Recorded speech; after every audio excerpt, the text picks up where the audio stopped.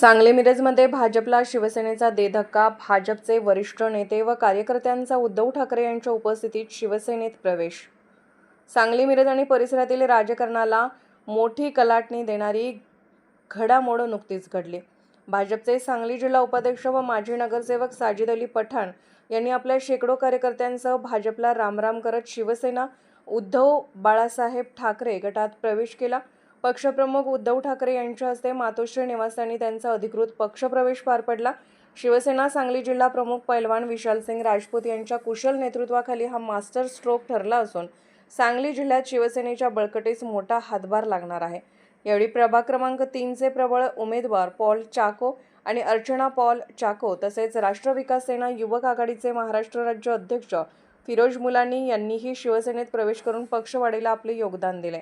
या पक्षप्रवेश कार्यक्रमात शिवसेनेचे सचिव व खासदार विनायक राऊत, संपर्क प्रमुख उपनेते नितीन बानुगडे पाटील, उपनेते अरुणभाई दुधवडकर, जिल्हा प्रमुख पैलवान विशालसिंग राजपूत, विश्वास कांबळे, नितीन जाधव, युवासेना मिरज शहर प्रमुख पैलवान कुबेरसिंग राजपूत आदी मान्यवरांची उपस्थिती होती. ही घटना सांगलीतील भाजपसाठी मोठा धक्का मानली जात असून आगामी स्थानिक स्वराज्य संस्थांच्या निवडणुकीसाठी शिवसेनेच्या रणनीतीत मोठी ताकद भरली आहे.